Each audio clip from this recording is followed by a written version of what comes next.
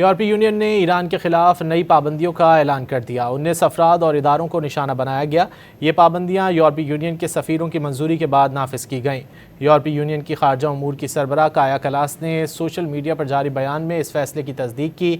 دوسری جانب ایران کی وزارت خارجہ کے ترجمان اسماعیل بقائی نے ان پابندیوں کی سخت مذمت کرتے ہوئے کہا ہے کہ یورپی یونین ایران کو امریکہ اور اسرائیل کی غیر قانونی اور ظالمانہ جارحیت کے خلاف مزاحمت کی سزا دینے کی کوشش کر رہی ہے۔ یورپی یونین ایران پر پابندیاں لگا رہی ہے، جبکہ دوسری طرف امریکہ اور اسرائیل کی ہر طرح سے مدد کی جا رہی ہے۔ یورپی یونین نے ایران کے خلاف نئی پابندیوں کا اعلان کر دیا۔ 19 افراد اور اداروں کو نشانہ بنایا گیا۔ یہ پابندیاں یورپی یونین کے سفیروں کی منظوری کے بعد نافذ کی گئیں۔ یورپی یونین کی خارجہ امور کی سربراہ کایا کلاس نے سوشل میڈیا پر جاری بیان میں اس فیصلے کی تصدیق کی۔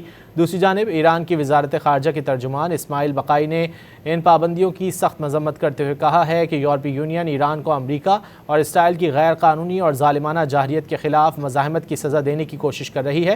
یورپی یونین ایران پر پابندیاں لگا رہی ہے، جبکہ دوسری طرف امریکہ اور اسرائیل کی ہر طرح سے مدد کی جا رہی ہے۔